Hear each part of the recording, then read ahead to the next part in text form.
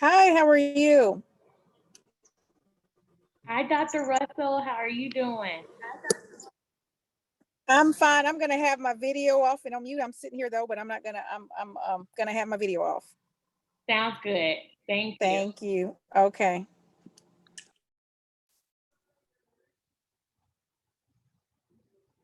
Good evening, Mayor Fuller. Hello, how are you? Hi, Mayor Fuller. Can you hear me? Hi, Mayor Fuller. Yes, sir. Hello. I can hear you. Okay, thank you.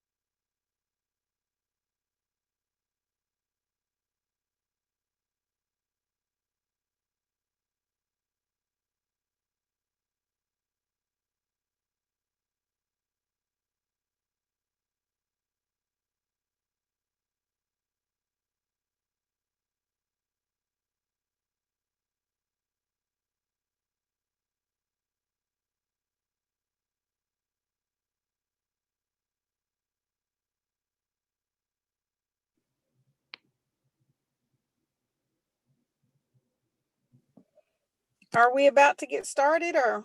Yes, Dr. Russell, we are going to go ahead and get started in just 1 minute. Okay, good. Okay, all right.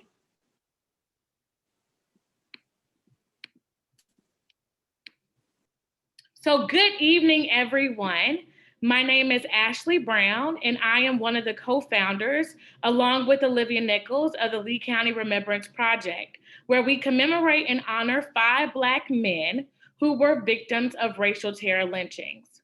We believe it is imperative that high school students and the community at large are aware of the racial injustices people have experienced, both past and present day. Moreover, we are excited to support the Racial Justice High School Essay Contest through Equal Justice Initiative, in which students can learn about past racial injustices, connecting it to present day, and write an essay on this information.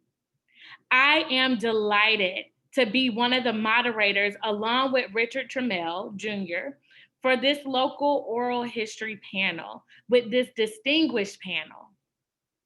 We have been experiencing so much in our world, including but not limited to the global pandemic, racial injustices, and the killing of another unarmed Black man, Dante Wright. That occurred earlier this week. Racial injustices are something that have occurred historically and even present day. We are grateful for the opportunity to allow this distinguished panel to tell their stories regarding their experiences with past racial injustices in this community. We ask that as you listen to panelists tell their stories, that you consider actions that you can take to bring an end to racial injustices. Please use the chat feature to submit any comments that you may have during the discussion. Our panelists this evening are Ms. Selena Daniel, Mr. Wilbert Payne Jr., and Mr. John Harris. At this time, we will begin engaging the panel in discussion. We want to start the conversation by asking panelists to please briefly tell us about growing up here in Lee County. Where did you grow up and what was it like?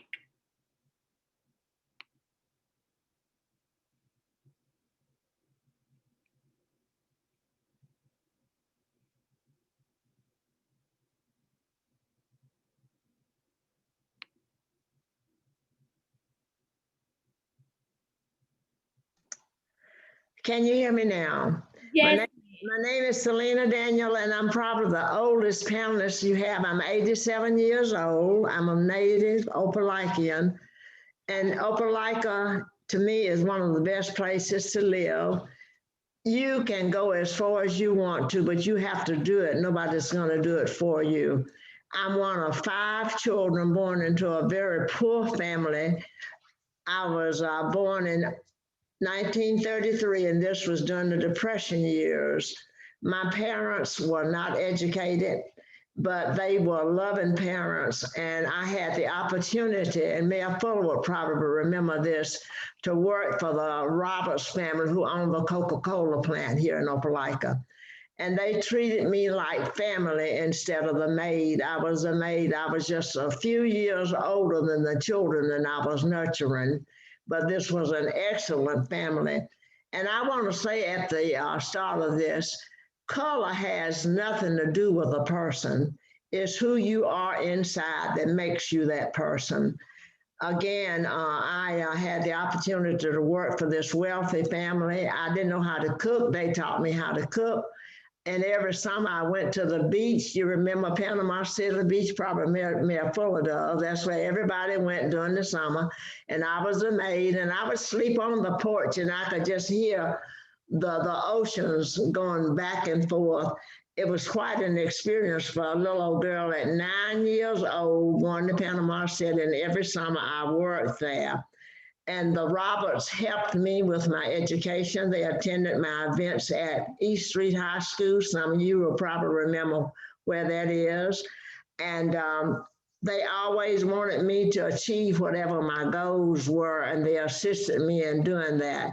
Let me reiterate, color has nothing to do with the person. It's that person in their heart, what their desires are. And even though I was the maid, they treated me like family. And I did have some terrible experiences. When we went to Panama City one year, I had to use the restroom. And I got out, and the man asked me where was I going, and I said to use the restroom. And Miss Roberts got out as the conversation was engaging. He said, "Where are you going?" She said, "I'm going in with her." He says, "No, she can't use the restroom, but you can." So Miss Roberts said, "If she can't use the restroom, then I won't use it." And we left. And that was an experience that has stuck with me down through the years, to let you know it's not about the color of the person. It's what's in that person's heart. And the other thing I want to let you know is people just don't know you. They categorize you as lazy. Well, you can certainly say I wasn't lazy, because I worked 2 jobs. My first husband died. I had to raise 2 children. I didn't want welfare, so I would go to school at night. I was one of the first students at Southern Union, and I had to stay in line. This lady didn't know me. She just saw my color. They made me stay in line from 8 o'clock that evening until closing that night, and they would take other students in front of me, even though I was there first. But I was determined to get an education. And once that lady got to know me, she became one of my best friends. And this stereotype that they had of us, they understood we are just human beings. All of us are dust, and we're going back to the dust. So there shouldn't be really any fuss about dust. And God made us in the images and the colors he wanted us to be in. So through the years I've worked, the Lord blessed me with a real estate company. And when I say to some of the people, I said, I never had to go outside of my door to solicit a listen. And that's a fact. The Lord sent me HUD documents. I worked for the Housing Authority for 25 years, so I have a long background. And I also work with the low-income people that are trying to get them to learn how to read and to write and to stop hiding their monies under the bed. I will never forget, I had an elderly lady, and she was afraid to put her money in the bank because they didn't trust the people. There were no Blacks working at the bank. So I told her, it was okay to do that. And I assisted her with getting her bank account open. Now, not all people are the same. There are some horrible people in all races, let me say that. So it's not just white against white or Black against white. There are terrible people in all races. And the only thing that will change this is the change that you have when you meet the Lord, to let you know that we are all equals in his sight. I don't care how many laws you have. If that heart hadn't changed, it's not going to do any good. So again, I had a very successful real estate business, and I'm still selling houses. So if y'all need anything, come on over to Associated Realty. My daughter has been trying to get me to quit, but I said, I'm not going to quit. God has not left me here with a sound mind. I'm a slow mover, but I can still get the work done. And again, Opelika is one of the best places you could live. We had the opportunity, me being married to a preacher, we could have lived in Mobile, Birmingham, or Montgomery, but I chose to stay here home. And Opelika is a great place to live. Yes, ma'am. Thank you so much, Ms. Daniel, for introducing yourself and telling us a little bit more about about being here in Lee County area and being an Opelikian, and just your experiences. I want to also allow for the other panelists to please tell us a little bit more about growing up here in Lee County, and where did you grow up and what was it like?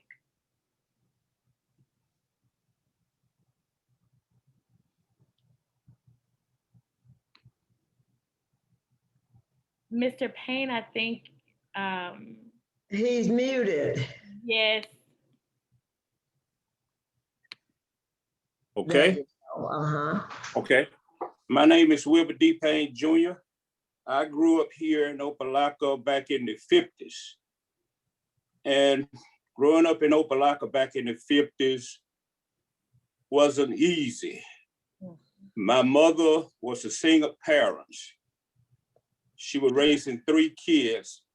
I have a sister and a brother. I'm the middle child. And it wasn't easy. We moved into the projects, Hardaway Homes, the project, at an early age. And during that time, I realized how life began to roll out on me and the hands that were dealt with me at the time. It wasn't easy living, growing up in the project, young, Black, and like everything was coming down on you.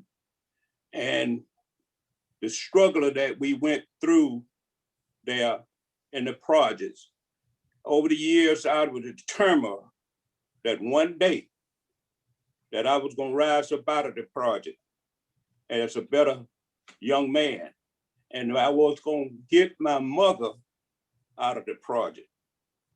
And as I grew through them dark ages back there, young, and as I think and went to school, I wanted to learn all I can to get ahead in life and to move through the struggle that we went through, the barriers that was there before us, the water fountains, all of that stuff.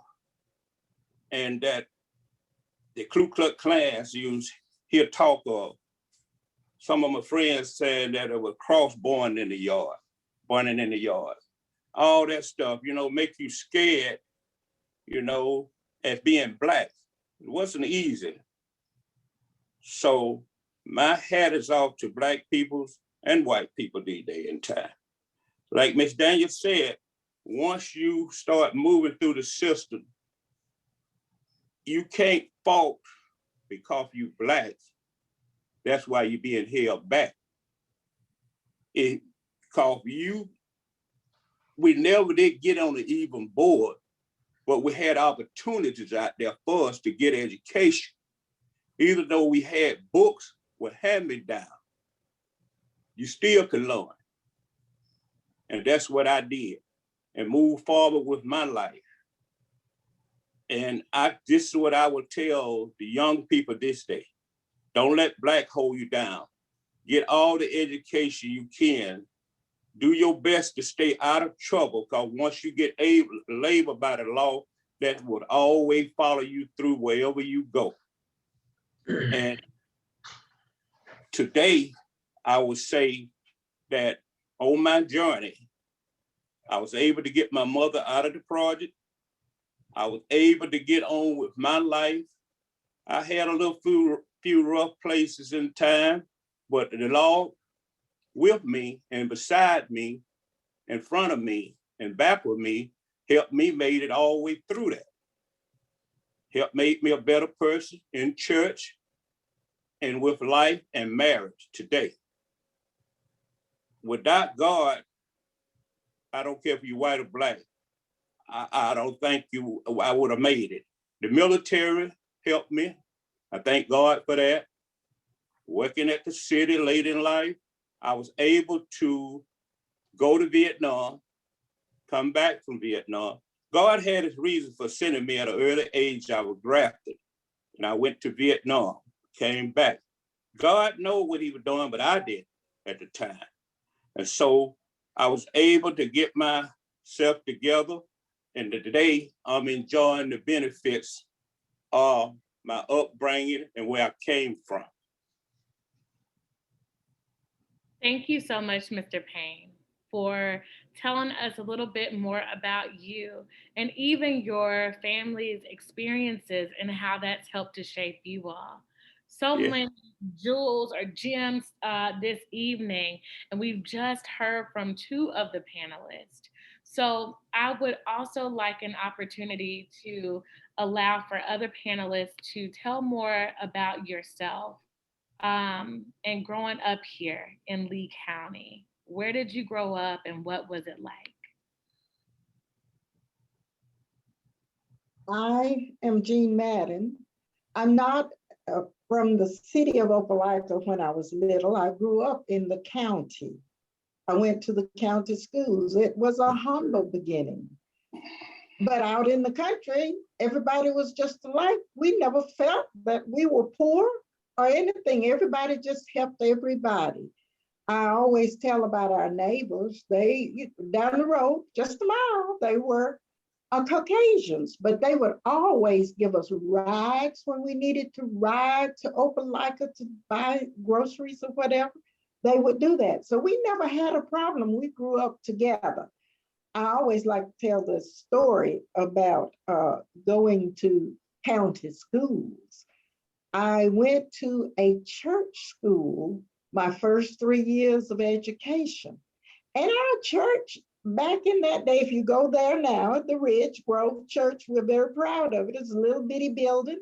Back in the day when I was in school, we would go and sit on the benches. We didn't have the nice pews with the covered on it like we know today. We would sit on the benches to do our work. And as we did our work, we could look through the floor to the ground. We had the pot-bellied stoves, and my first 3 years, we used the outside toilets.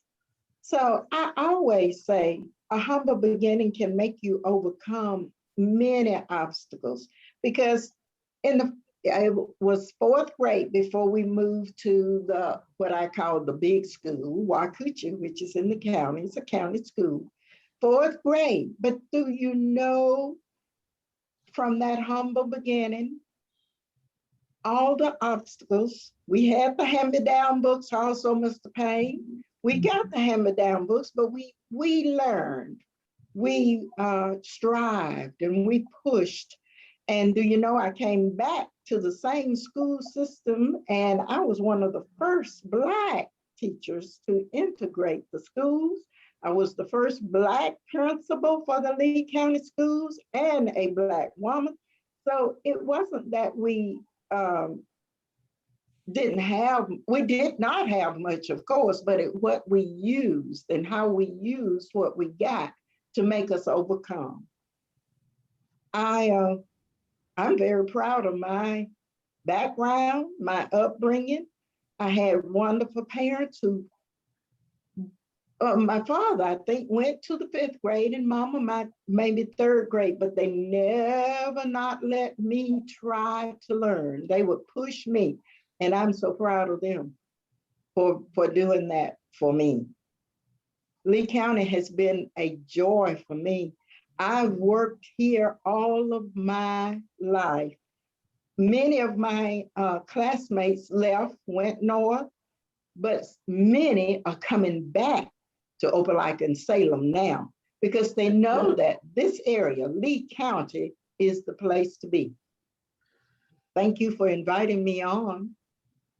Thank you so much, Ms. Madden. We are so happy to have you join us and also tell more about just your experiences growing up in Lee County, what that was like. And we are interested to hear more from you as well as other panelists. I want Mr. John Harris to have an opportunity to introduce himself, and then we will continue to move through and just ask more about your experiences. Yeah, I want to let the panel know that I was born here in Opelika. I lived here all my life. And I had a mother that believed in God. I had 3 other brothers. And our brothers was very unusual young men. I had one brother named Jimmy. He was a home builder and electrician. He was the president of the Home Builders Association in Macon County. Jamala, he had 4 degrees. He used to brag on them degrees because that's what made my mama proud.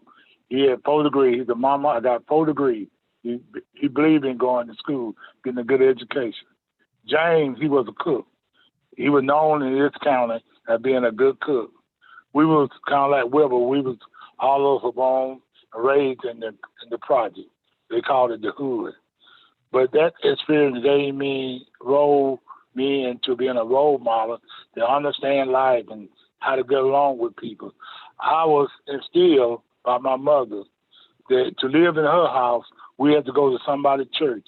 I went to Sunday school. I was a Sunday school teacher. I was brought up in church. That's where I found myself to know God and believe in Him and believe in the principle of the Bible. After I got to be a young man, growing up, I owned my own business. I used to own a grocery store in Lee County, J.A.J. Grocery. I had 2 partners, Doc Johnson and Bird Eye. The name after Jordan, but Bird Eye. We had a profitable business. After that, before that, I got involved in politics in the early age. At that time, we had a commission from the government, and I decided myself, with all the stuff going on in Opelika, the way you're going to get something done, you got to get involved. I made my mind up. I talked to my brother, I talked to my mother, I talked to my family, and I talked to friends. I said, I'm going to jump in the race. I'm going to get involved because all the things we're looking at now, I heard lots of people complaining that the only way you're going to solve a problem, you got to get involved and work with and be a part of the solution. So I got involved in politics. I ran for, at that time, city commissioner. And I did good. I surprised a lot of people when I ran. I came in second place and win. But I was persistent in running. And at the end of that race, I remember after, I think maybe 2 or 3 turns, I ran for city commission again. That's when we was in the turmoil, change the form of government in the city of Opelika. I was the one that helped initiate that with the NAACP and the Voters League. They're trying to change the city government in the city of Opelika. Because when I was running for city commission at that time, they had a form of government where they didn't have no black representation in the city of Opelika.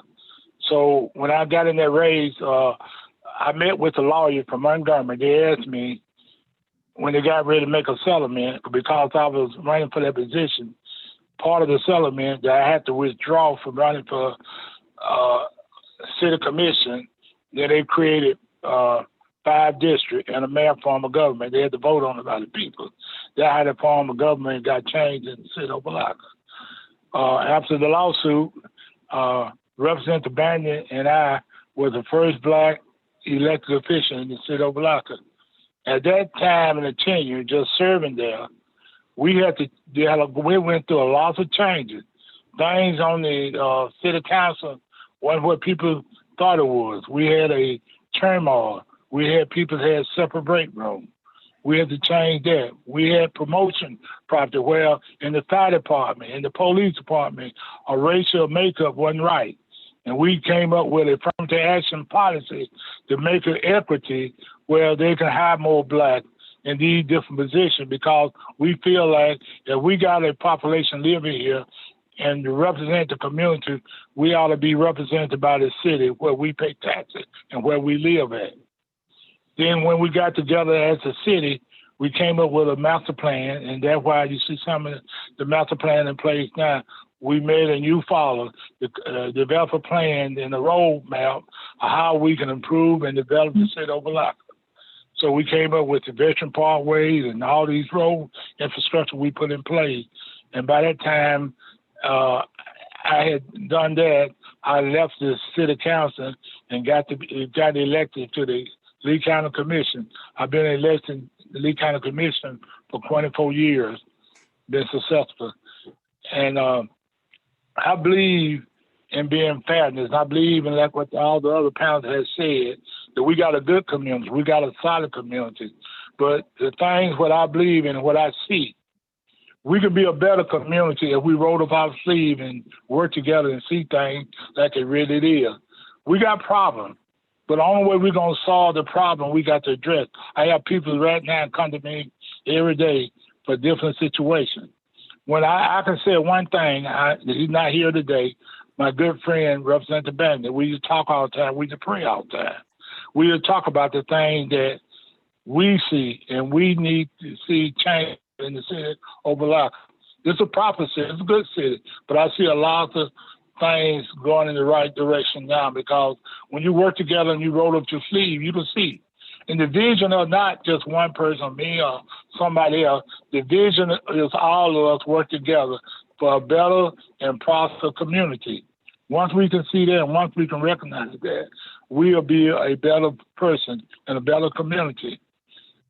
My understanding of life as I was growing up is that my mother always told me as I was a young man that I don't care how high you go up, you got to come down. So you remember that when I was in these positions, I recognized it wasn't me because I was in a position or holding a status. It would mean it was God first, and I put the people second. I tell the people that when I serve, I said, I'm here not because of John Andrew Harris. I'm here to serve, be a servant of the people. If lots more people recognize that, that can be a better community. We can't be a person that can be, bought out, sold out, and have a soul. And we got people out here surfing. We got people surfing every day, and they need help.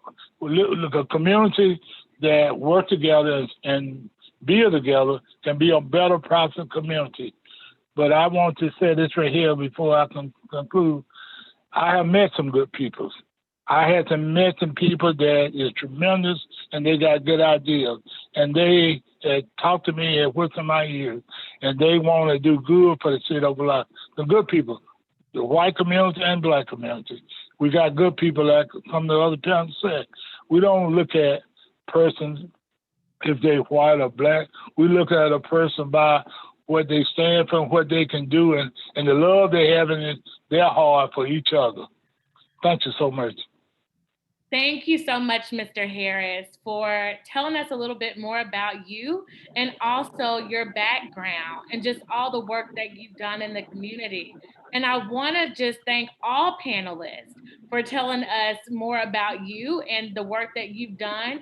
And you all have already started talking about different injustices that you may have faced as you were coming up. And I want us to talk more about that. And then also later on in the discussion, talk about that resilience piece, because another part that I've heard from each of you all is that no matter the different obstacles that you were faced with, the challenges that you may have been faced, you persevere and you move forward. And I think that's important for us to hear. So I want us to move to the second question. If you can elaborate more and tell us stories of injustices you faced, and how did you challenge or fight those injustices? I'll be glad to share with you. Mr. Harris touched on it just a little bit. The NAACP and the Lee County Voters League, I served as secretary, sued the city of Opelika to change the form of government, and we were successful. We didn't have any Black representation when we had the wards, and so we had 2 wards, Ward 2 and Ward, what's the other one, John? Ward 1? 1 and 2, so that we would have some Black representation on it. When you get 87, your memory kind of leaves, but it'll come back once you perk it a little bit.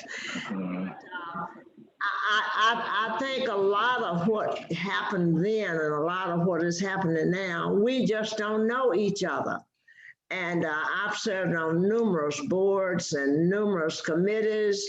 And once they get to know you, it's just a joy. Like I said, people just they misunderstand you. And they say, all Blacks are lazy. Well, that's a lie. And we know that that's a lie. And I'm a witness at 87, still working. We are not lazy. I could retire, but I think the Lord has some other things for me to do.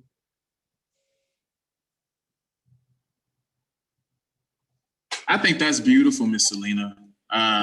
I definitely think you speak to that resiliency, that power of working in the community, you know what I mean? But, for me, it's those people that understand the intricacies of those communities that stay and continue to make the impact that you make, right? And that everybody on this panel is making. So that's definitely, something that I'm appreciative of, being someone of the younger generation growing up and living in Opelika right now, and in Lee County. So we definitely appreciate you, and that fight that you continue to fight to this day.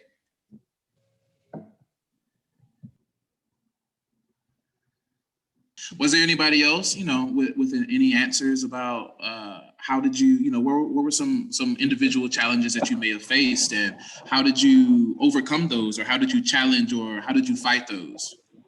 Okay, let's move back. As I move through life, I'm gonna go back. I'm gonna put it in reverse a minute.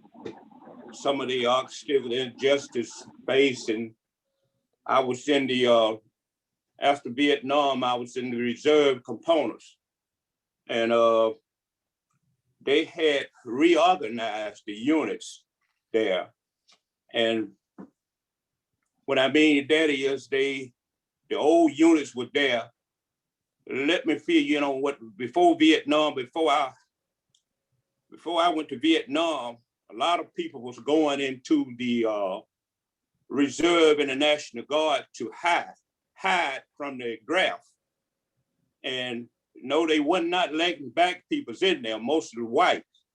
And so by the time that I got out of Vietnam and got ready to join the reserve components, they had reorganized the reserve component. What I meant by that is they had changed the system on promotion and everything. And so I was determined, as being a young soldier that been to Vietnam, to be promoted to sergeant, because that was my next move after leaving Vietnam. And I was one of the first black to face that. They said, ain't no blacks never been promoted from to sergeant. Either they come in here as a sergeant, they don't get promoted to sergeant. They'll get promoted from a private 1 to private 2 to PFC. But I was one of the first to be promoted to sergeant. In the same year, I was promoted 1 year, in March, the 1st of March, 1 year, for example, I was promoted to E5 sergeant. And the next year, at the last of March, I was promoted to staff sergeant. I was able to to break that cycle and move forward. I was the first black to be promoted in the United States Reserve component in Lee County back in the 70s. And I always look back and think of that moment as I press forward in life. I had to stay focused. I had a journey that I wanted to complete. I wanted to be married. I wanted to be in church. I wanted to be successful in what I was doing. And that's what my goal. Thank you. Opelika is a great place to live still. Yes, sir. Yes, sir, without a doubt. Mr. John, did you have anything to say? Well, I like to say this right here, and being persistent, that I remember that I was on the Opelika City Council, and we had a issue that came up about we had an officer arrested outstanding citizen in the community. He gave this lady a ticket, and this lady slapped the ticket out of his hand on the ground. So he arrested her. Then next time I know, this young man came to me and represented the bandit with their complaint because they were trying to fire him. And I brought it to the city council attention, myself and Representative Bandit. We argued upon it because I told the city attorney at the time, and he said that I was wrong, and I found out I was right. I told him that no supervisor can disregard a ticket that an officer themselves written.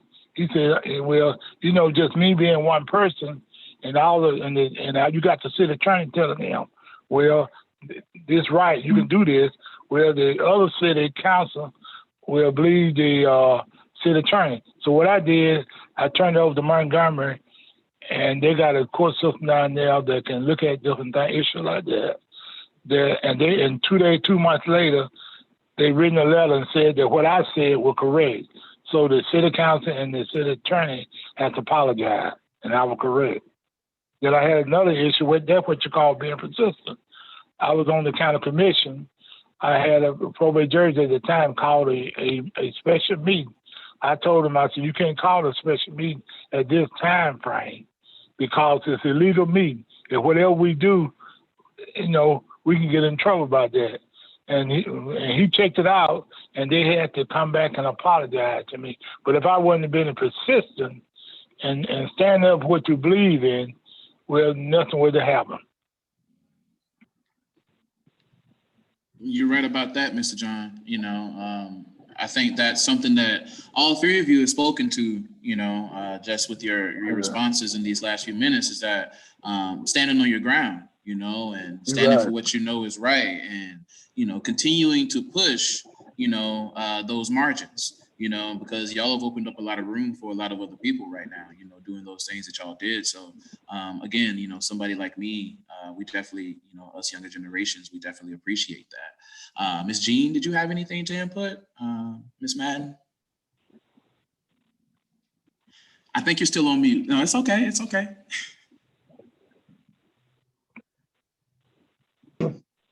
I think I've told a little about of my injustices with schooling. But now, one thing, and I know Lee County had nothing to do with this, I had to bypass Auburn University and go all the way 65 miles farther to Alabama State, which was an injustice, but Lee County did not have anything to do with that. But I remember when I was around 6 or 7 years old, I would have to go to the movie theater, I would have to buy a ticket in one place and go into another door to go sit and watch the same movie that, was an injustice, I think. I think what my growing up was a little late for a lot of the injustices, and me not being in the city with as Harris and Daniel has talked about, with the municipal part of it. I cannot talk about municipals because I didn't do that. I was with the education part.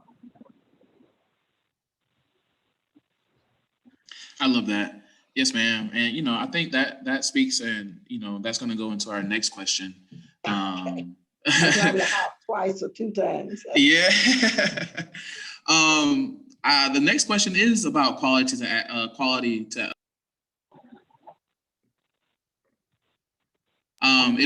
the next question is about access to quality education. Was there access to quality education? Whether it be in Lee County, or like you said, you had to go all the way to Alabama State for your secondary education, I think the biggest thing there is, was there access to quality education? But not only access, did you witness the integration of schools? And if you did, what was it like, in that area, in this area at that time? Because, in 1963, Tuskegee was the first school in the state to be, or to attempt integration or desegregation. And I'm sure y'all felt some waves of that right here in Lee County. So how was that access to quality education? And did you witness integration happen? And if you did, how was it? We did not have, I'm sorry, Ms. Daniel, did you want to go? We did not have equality. Go ahead.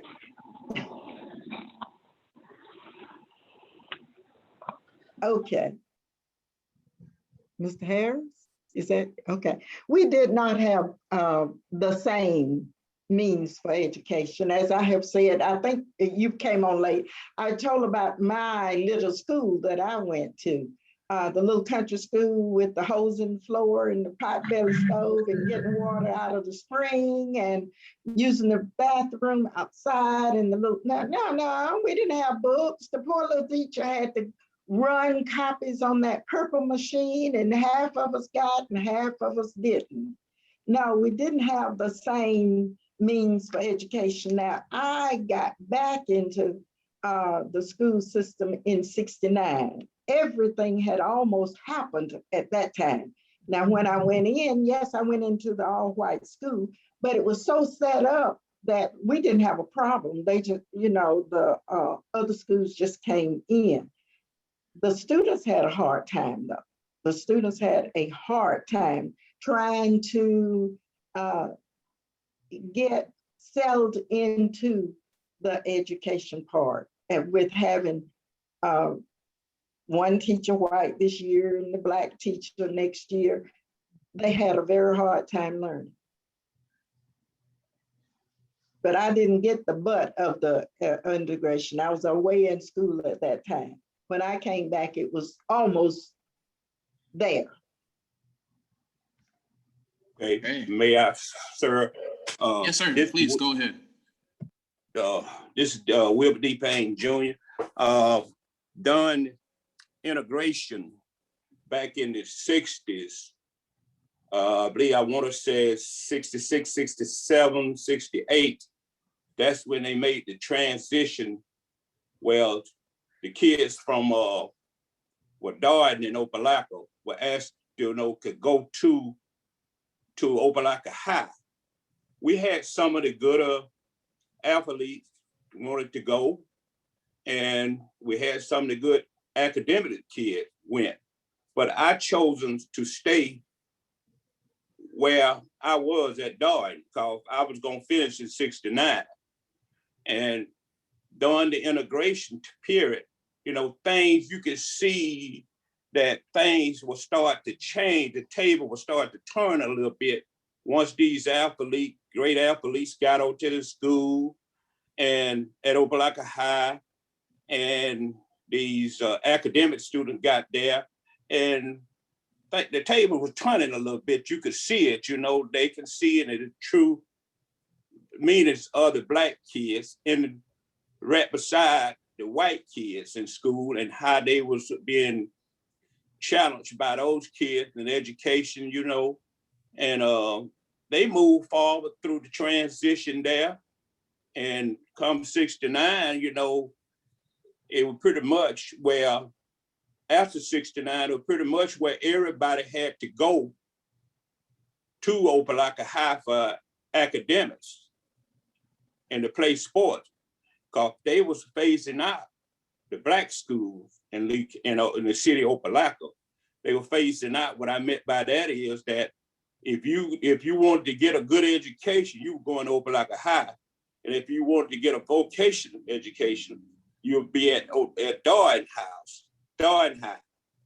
And that's where it went on. And I went on to the military in 70. So February 70, I was in the military. I was drafted. I was one of the first to be drafted in Lee County. And I got my experience. And I want y'all to know that 50 years ago, this time 50 years ago in my life, I was getting prepared for Vietnam. I was being trained and programmed for Vietnam. And this summer will mark 1 year since I stepped feet in Southeast Asia. Again, Opelika is one of the better places to live. Thank you. Thank you, Mr. Payne. Miss Daniel, did Yes. you have anything to input? Yeah, I like to say this right here too. Sorry, Mr. Harris, give me 1 second. Miss Daniel was about to speak. Give me 1 second. Oh, go ahead, Miss. I'm sorry. You did before Grace, okay?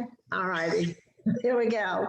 But the incidents that I was telling you about was mine when they first opened Southern Union, and they wouldn't want me to register. And I said, stay in line all day long. But I was determined, and I did register. And after we got in school and they realized we were there just to get an education, things were totally different. So I think it's because people don't know you personally, and you have a lot of issues and problems. Yeah, thank you for that, Miss Daniel, because that's something I didn't even think about, the integration of Southern Union. you know? Oh, yeah. And that being around that same time as well. Yeah, I never thought about that. Thank you for inputting that.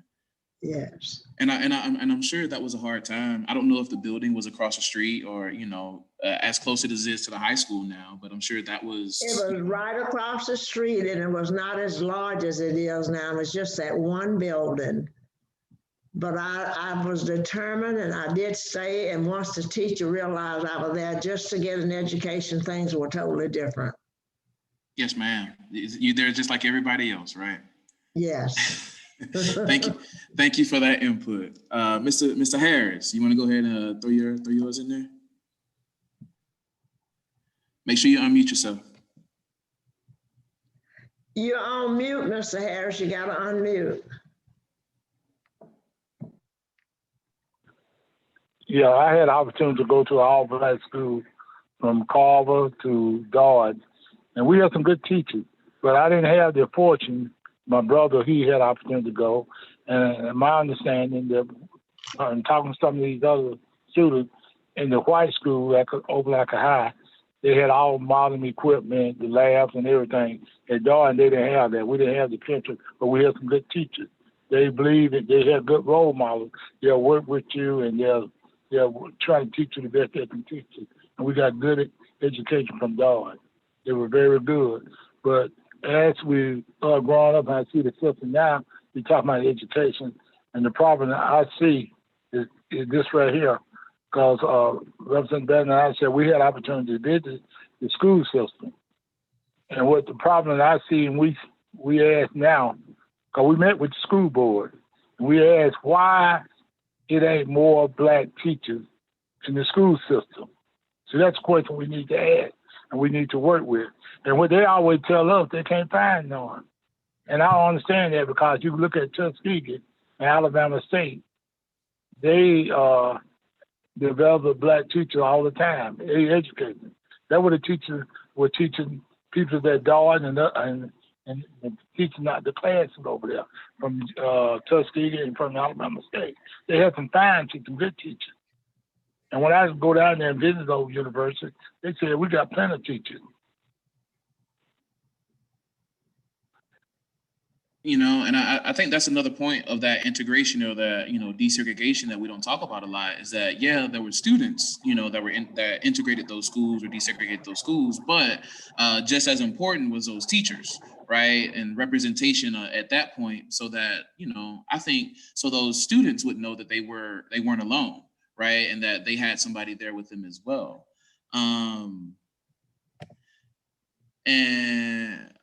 What about, and we got a good question in the chat, if you don't mind asking or answering that. What about medical care, right? Were there, you know, how many black doctors were there around here? Were the hospitals, when you were younger, were the hospitals fully integrated, or how did you get that health care that you needed back then? That's a very good question. The medical care was not available for the blacks as it was for the whites. Right.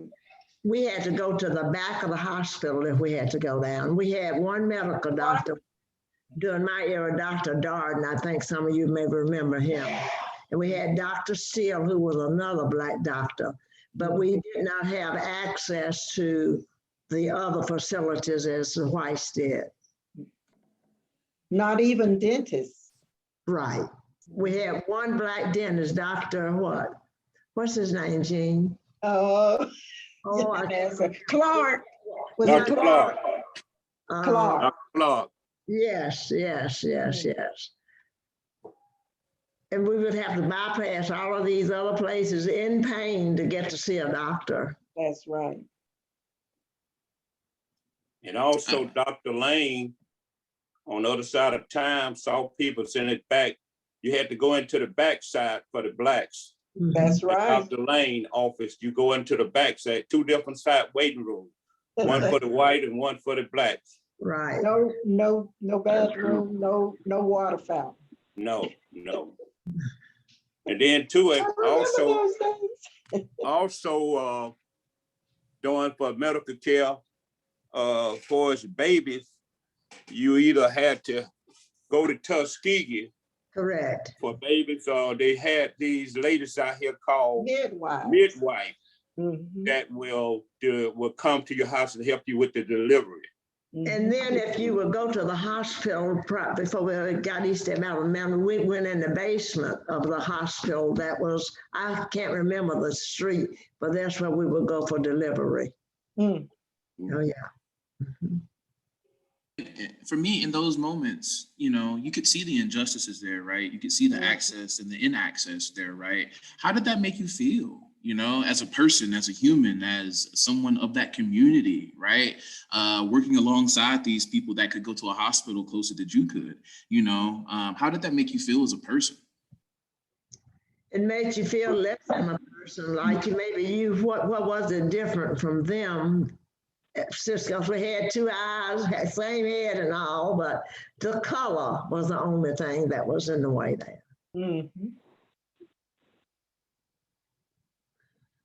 And did you, you know, and I that's, oh no, that was crazy. That was big for me, right? That one's kind of hit me a little differently, right? Because I start thinking about, you know, you start thinking about your kids, you know, and their well-being and their health and their safety, and not only them, but, you know, you think about the maternity mortality rate, you know, amongst Black women, and you start thinking about y'all are having to go all the way to Tuskegee to deliver babies, you know, and, you know, that for me, that sounds terrifying.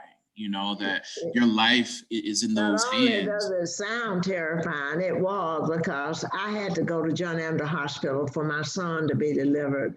I had to leave Opelika to go to a decent hospital because I refused to go to the hospital in the basement to get medical care. And a lot of times in the Black families, you know, you think about all the roots and all the little things that they would put together. They could keep their children well from colds and things like that by the remedies that they Right. They had all kind of remedies for everything, every medical need that come up. They had this. You use this. Grandmama down to the ages would pass it on to your mom and to all them down through the years. Right. This is for this and this is for that. Right. Same medicines today. We just didn't know that. Big size and all of that, they would make from their hog whatever drippings and stuff. They would make that medicine. Yes. See, I grew up chewing on yellow root as a child, so I already know what y'all talking about. So. All right. They would make it. They knew what they were doing. We've lost the art. I tell you, we really have lost an art that we should have kept. That's something good there. Yeah.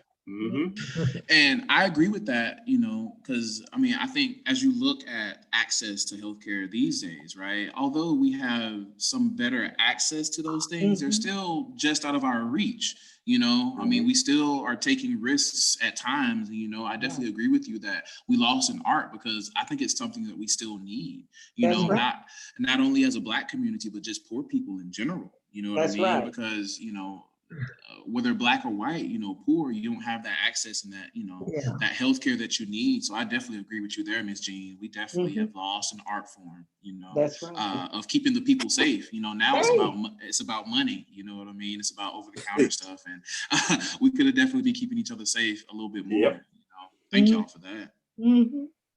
Thank y'all for that. All right, I'll move on to the next question. Y'all okay with that? All right.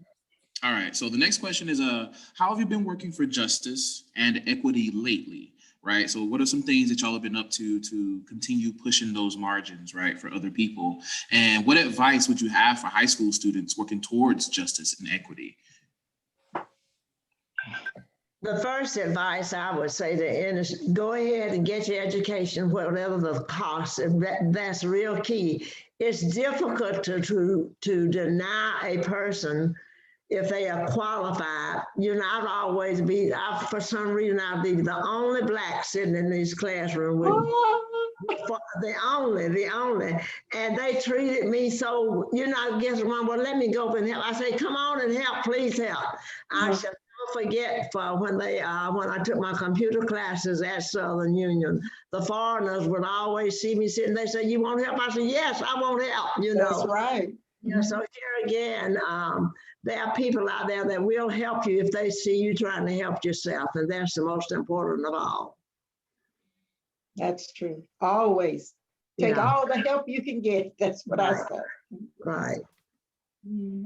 I would like to say to the young kids, especially the Black kids, as they move forward in life from high school transitioning to young adult life, stay out of trouble.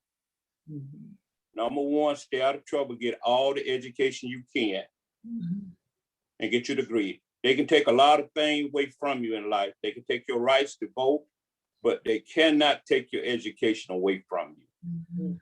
That's what I would say to the kids today.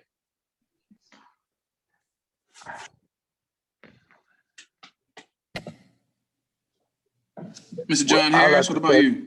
Yeah. Yeah, I like to say this right here.